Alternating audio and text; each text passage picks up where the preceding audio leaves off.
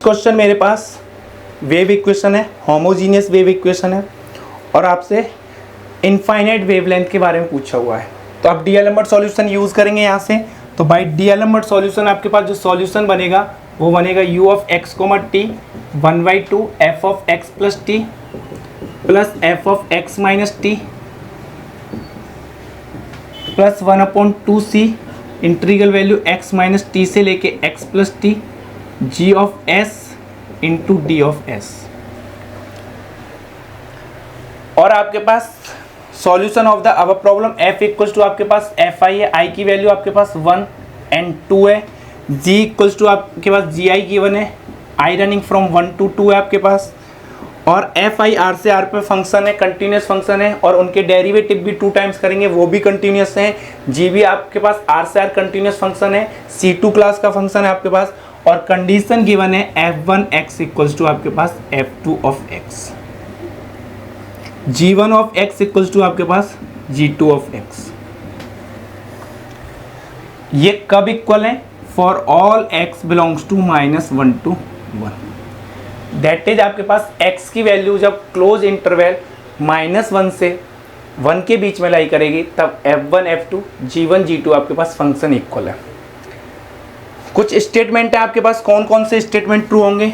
तो आपके पास f1 के रेस्पेक्ट में सॉल्यूशन फाइंड करेंगे तो वो u1 होगा आपके पास, f2 के रेस्पेक्ट में जो सॉल्यूशन फाइंड करेंगे वो u2 होगा आपके पास। तो आपसे पहले पूछा u1 एट 0,1, तो x की जगह आप 1 पुट करेंगे, 0 पुट करेंगे, t की जगह 1, तो ये मिलेगा आपके पास f of 1 plus f of -1 plus 1/2 integral value आपके पास x माइनस टी, यानी कि आपके पास 0 -1 क्या मिलेगा आपके पास -1 और 1 g of s into D S. f1 use करेंगे क्योंकि u1 सॉल्यूशन फाइंड कर रहे हैं।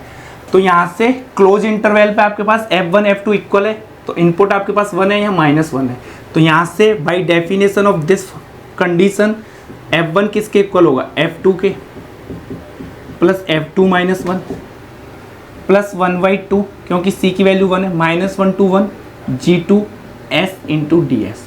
तो ये किसके इक्वल है? u2 of 0,1। तो आपके पास फर्स्ट ऑप्शन ट्रू होगा। सेम आप जब u एट 1,1 फाइंड करेंगे तो ये आपके पास f1 ऑफ 2 मिलेगा। तो f1 2 जरूरी नहीं है कि आपके पास f ऑफ 2 के इक्वल हो, तो बी ऑप्शन आपके पास फॉल्स होगा। 1/2 1/2 पे वैल्यू फाइंड करेंगे तो 1/2 ऐड करेंगे तो 1 मिलेगा, ये 0 मिलेगा। तो अगेन इस इंटरवल में लाई कर रहे हैं ये दोनों इनपुट आपके पास, तो f1 किसके इक्वल होगा? f2 के, तो सी ऑप्शन भी आपके पास ट्रू होगा।